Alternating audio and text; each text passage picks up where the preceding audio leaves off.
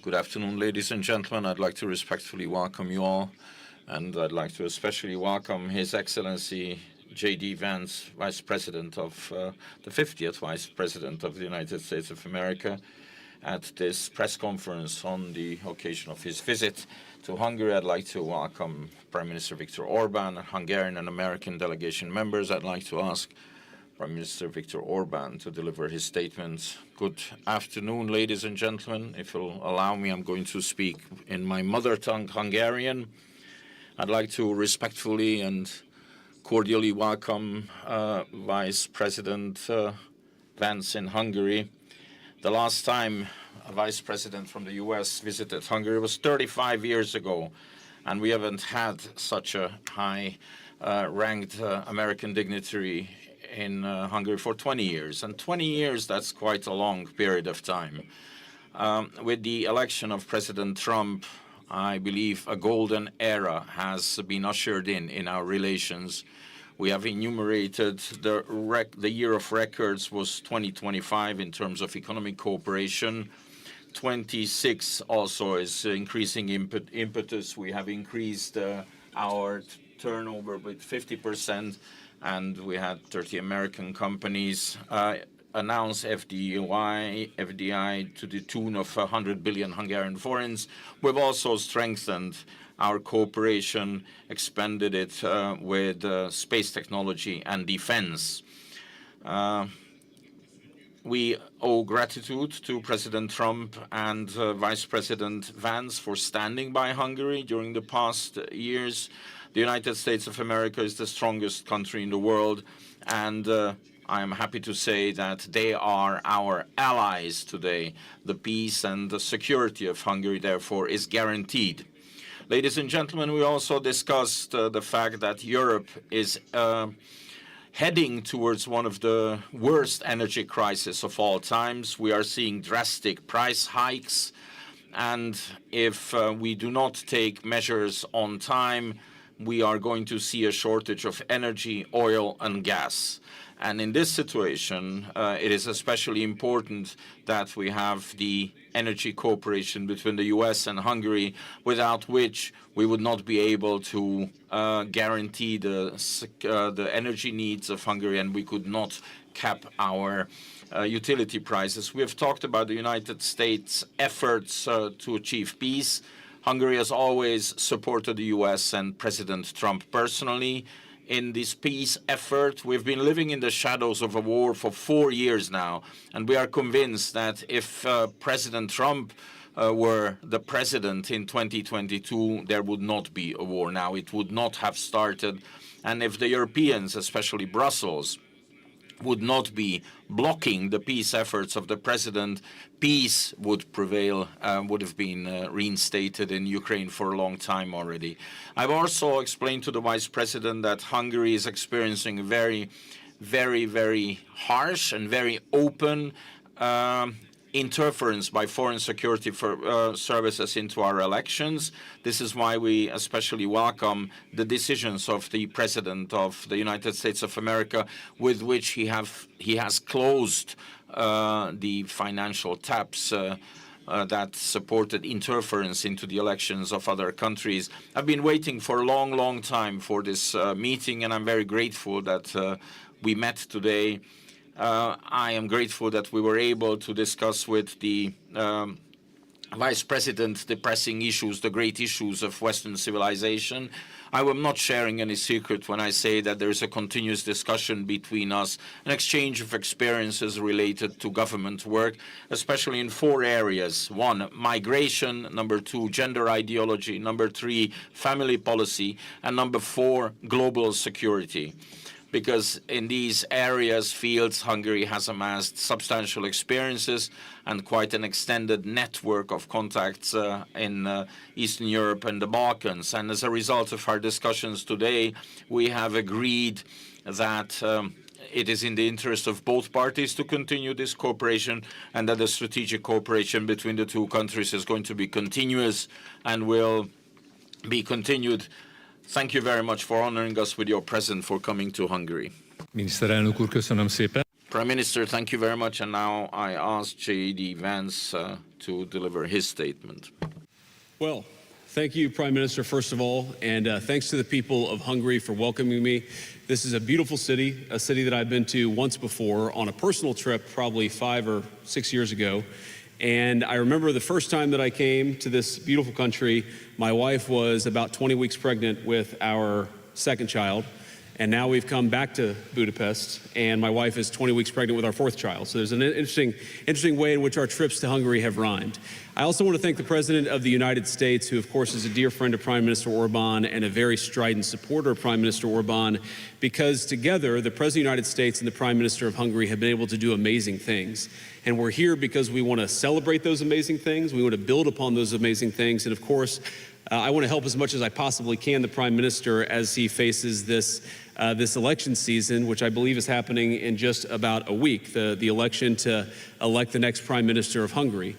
Now, I don't expect, of course, the people of Hungary to listen to the Vice President of the United States. That's not primarily why I'm here. But I did want to send a signal to everybody, particularly the bureaucrats in Brussels who have done everything that they can to hold down the people of Hungary because they don't like the leader who has actually stood up for the people of Hungary. And I think it's important to say that. There are so many things that we could point to. There are so many economic pieces of cooperation, so much investment that's come into Hungary from the United States. I think Viktor Orbán has been the single most profound leader in Europe on the question of energy security and independence. It is funny to watch prime ministers and leaders in some of the Western European capitals talk about the energy crisis when, frankly, they should have been following the policies of Viktor Orbán in Hungary. And if they had, the energy crisis that they're experiencing would be a lot less bad, because what's going on in Hungary right now is that while, yes, energy prices are elevated, they're far less elevated here than they are almost anywhere else in Europe. And that's because of the leadership of the man who's standing next to me. And I think that leadership can provide a model to the continent. We want Europe to be successful. We want European families to be able to afford to heat their homes and to build great things. We want Europe to be energy independent and even energy dominant, but it's not going to be energy secure if it continues to follow the failed policies of the past. And so I think Viktor has been a great example in charting a course that could lead to a better, more prosperous, and more energy secure Europe. There's a lot of other cooperation in technology and artificial intelligence and manufacturing. There are so many ways in which the United States and Hungary have been great economic partners, and that partnership has really accelerated over the past couple of years under President Trump's leadership.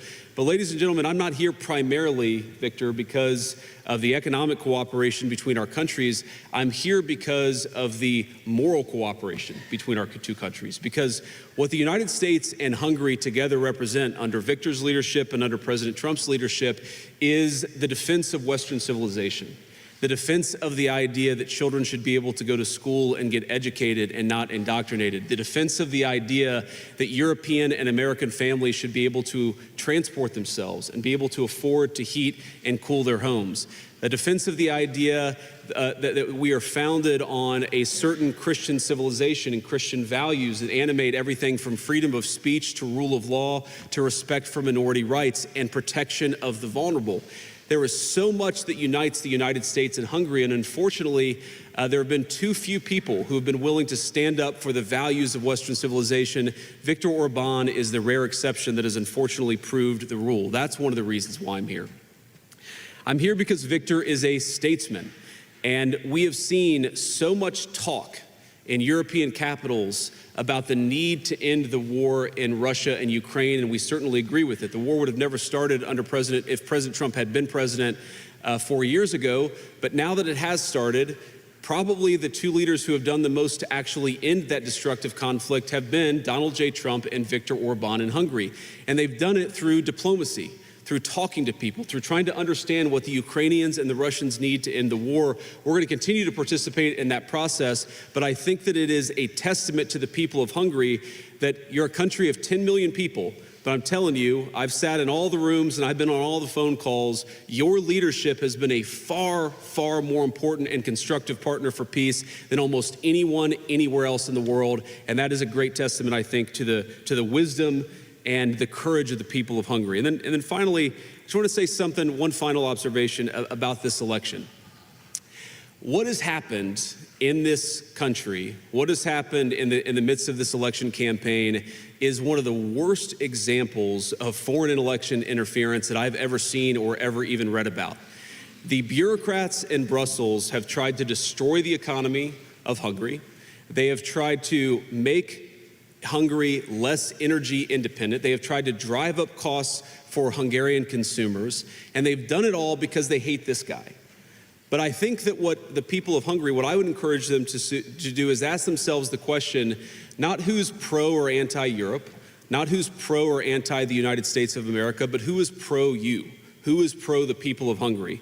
In my experience, I've seen a guy who has ferociously advocated for the interests of Hungary. I'm here to help him in this campaign cycle, and yet when I sat down with Viktor, we didn't talk about politics. We talked about Here are 5 things that we need, that the Hungarian people need from the United States in order to further our partnership and in order to achieve prosperity. That's the kind of leadership that is needed.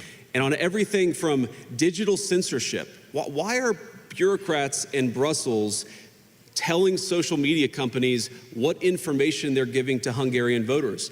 I think the voters of Hungary are adults. They are sovereign in their own country, and they should be able to look at whatever information they would like to about the election without somebody in a faraway capital treating them like children. Sovereignty, democracy are fundamentally about the people choosing. And part of the reason why we're here, and part of the reason why the President of the United States sent me here, is because that we think the amount of interference that's come from the bureaucracy in Brussels has been truly disgraceful. I won't tell the people of Hungary how to vote. I would encourage the bureaucrats in Brussels to do the exact same thing. So, Viktor, thank you, and it's good to see you. Thank you very much. We'll take a couple of questions. Do you want to? Thank you, Mr. Vice President. We have time for a couple of questions. The first two goes to the Hungarian side, and then the floor is yours, Mr. Vice President. Az első kérdést a... So the first question goes to Hungarian television. Csaba.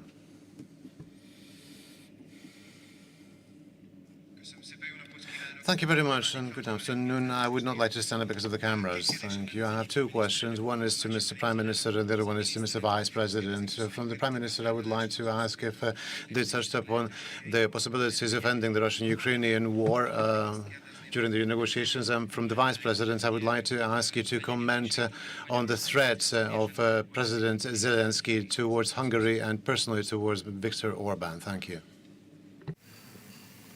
Okay.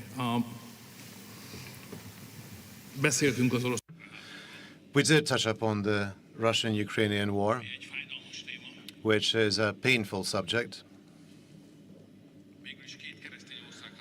We're talking about a war waged between 2 Christian countries.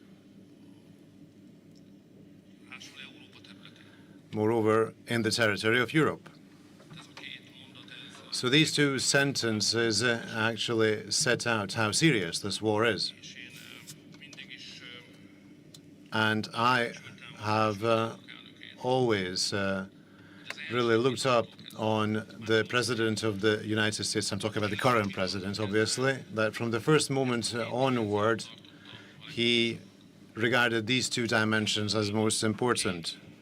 In Europe, 2 Orthodox, deeply Christian countries are waging a war where tens and hundreds of thousands of people die and become injured for life. This is so terrible that you have to stop it at all costs. And since the United States, prior to President Trump, was in favor of this war, for us, the current position of the United States is indeed very valuable because it is fundamentally pro-peace. So if a Hungarian and a US politician meet, they cannot avoid talking about the Russian-Ukrainian war. Moreover, this war is being waged in the neighborhood of Hungary. Hungarians also die in this war, since in the current territory of Ukraine, multiple Hungarians live who are drafted, occasionally with brutal coercive measures. They are taken to the front where they die. So you cannot avoid talking about the Russian-Ukrainian war during such a meeting, especially so because previously the President of the United States had initiated a peace summit between the US and Russia, and he recommended as a venue for these talks Budapest, the capital of Hungary, which is the perhaps only possible venue in Europe, and Hungary agreed to that. In fact, I must say that up to the level of the technical preparation of this meeting, we negotiated on those with both the President of the United States and the President of Russia, and Hungary remains ready. So that if the US and Russia believe that a peace summit is required between the two of them, then Budapest will be happy to provide itself as a venue for that meeting. And we are available. And that's all I can say to you. Thank you for your willingness to host. And just to answer your question, so I'm not aware of President Zelensky threatening Viktor Orbán. I know that there have been a lot of people who have threatened Viktor and have frankly not just threatened the people of Hungary, but have actually tried to exact costs on the people of Hungary because their leadership has been one of the few that's been wise and smart about the conflict between Russia and Ukraine. Now look, you don't have to defend the morality of the war. I think Viktor has. I certainly have. The President of the United States has condemned the invasion. We don't like the war. We want it to stop. That's not the question. The question is, how do you make it stop? And the answer is not by politicians who stand at microphones and beat their chests and act tough when somebody else's children are going off to fight in a conflict. You do it through sustained diplomacy. And so I'd ask the people of Hungary, and not just Hungary, but the people all across Europe, what is the alternative to peace? Is it to continue feeding young men into this terrible, terrible war, to continue this completely ridiculous cycle of violence, or is it to get serious about diplomacy? Is it to continue to have skyrocketing energy prices to the point where European economies are on the verge of collapse, or is it to sit down and get serious about a peaceful resolution? The reason the President of the United States has been so dedicated about this is not because it affects us as personally as it does the people of Hungary or Europe. In fact, we're much more insulated, as all of you know, from what's going on in Russia and Ukraine than most countries anywhere else in the world. The President has asked us to work so diligently on it because he knows that it's bad. It's bad for commerce, it's bad for morality, it's bad for human life. We need to actually engage in some real diplomacy. Viktor has been better at anybody at helping us understand what is it the Ukrainians need and what is it that the Russians need in order to achieve peace. We're going to keep on working on that process. As you've all heard the President say, this war has been the hardest of all the wars that he's worked on to solve, but we're going to keep on working at it. The President has ordered us to keep on working at it, but we need people. We need people in Europe who understand the stakes and understand how to get this negotiation done. Viktor's been a great part of it, which is why the President asked him about the Budapest summit, because I think we're ever going to get these leaders together, this is the perfect place to do it, a place of real statesmanship, a place that has shown itself very willing to be a positive force for peace. Thank you very much. The second question goes to Patriota Noemi Német. Thank you very much. Good afternoon to you. I have one question to each of the participants. Mr. Orban, you have mentioned the serious energy crisis that we are facing. The ships that have been able to pass the Strait of Hormuz are just reaching Europe. Now that there is no oil coming from Russia or from Middle East, what do you think will happen with Europe, with Hungary? And what can the Hungarian-American Energy Corporation mean for Hungary? And what do you think, will Brussels also lift the sanctions on the Russian energy? If I may. Please.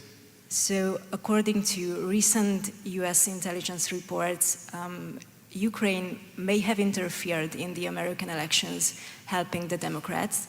It has also come to light that the Ukrainian intelligence treats Hungary as an operational zone as well. What kind of political motivation could be behind Ukraine targeting conservative, patriotic political forces both in the United States and in Hungary? Thank you very much. I think there is definitely a new situation in Europe, but the Hungarian elections are perhaps tightening our horizon, restricting our horizon. Therefore, we are not paying as much attention because of the elections to the developments. Of course, because we Hungarians are mainly preoccupied with the outcome of the elections next Sunday. However, there is something that is going to change everything that's happening. The thing is that the strategy that the Europeans have followed to support Ukrainians so far has ended, has failed. This strategy has failed. At the start already, it was an extremely strange idea to actually help the Ukrainians and try to bring about a situation where the protracted war puts Russia in such dire straits economically that in the end the Ukrainians, from the perspective of the Ukrainians and the Europeans who support them, the Russians will be forced to sit down with them in a weakened status that is preferable for the opposition.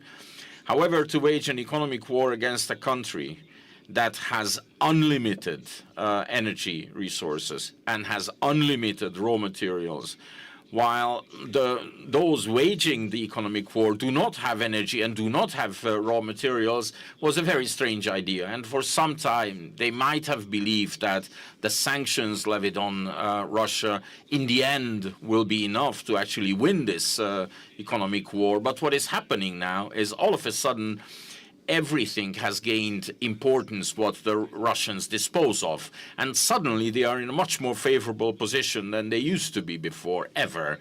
So the support of Ukrainians strategy has basically failed. But now we are concentrating on the elections. That's why perhaps less attention was paid to this. But we will be faced with an absolutely new situation after the Hungarian elections. The Hungarian situation is difficult. I do not want to make a secret of it, because it was first at the end of 2022 that the Ukrainians blockaded the gas pipeline that was bringing gas from Russia to Hungary. We managed to fend that off with the Turk Stream, but just now, not much before the elections, and I think because of the upcoming elections, and in the hope of having a pro-Ukrainian government elected into office, they actually blockaded our oil pipeline as well. The oil pipeline, that is the umbilical cord of the Hungarian economy, coming from Russia, the main supply route coming from Russia. Consequently, Hungary has had to tap into her reserves. There's two things we are doing. On the one hand, they have closed us off from oil. We have to supply the Hungarian economy, Hungarian consumers with fuel and with energy, and we have to force the Ukrainians to reopen the pipeline. And we have a plan to do that.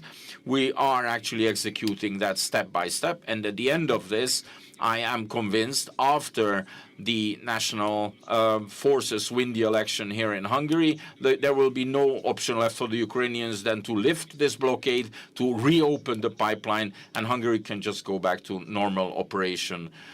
These are my, well, I wouldn't say hope, these are my plans. This is how it's going to happen.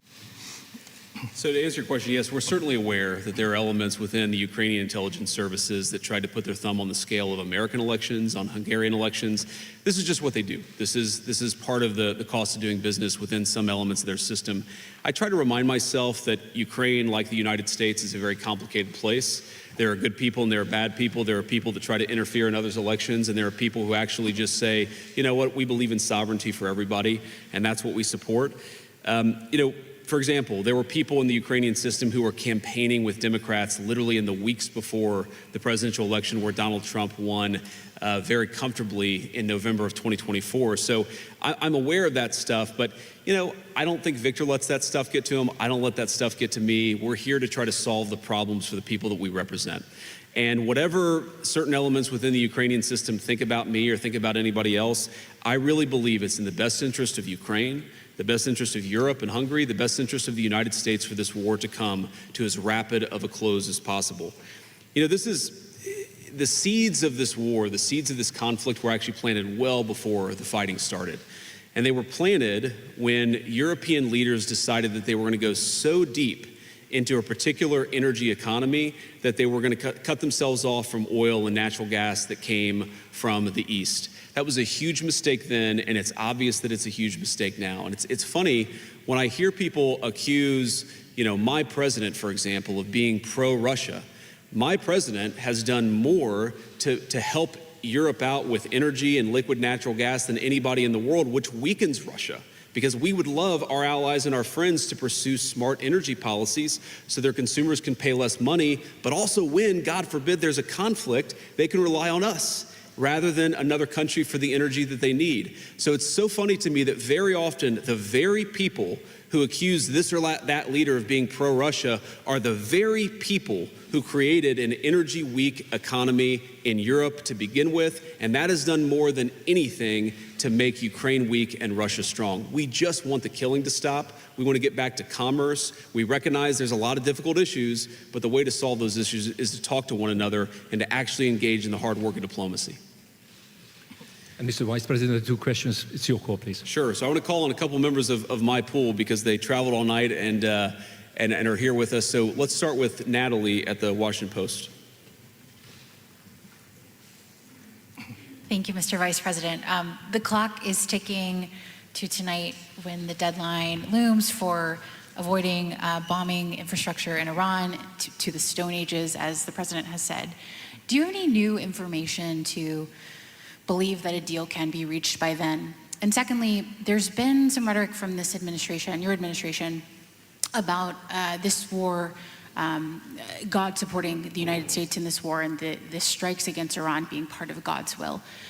Do you agree with that? And what do you make of the idea that God is on the side of the US in these strikes?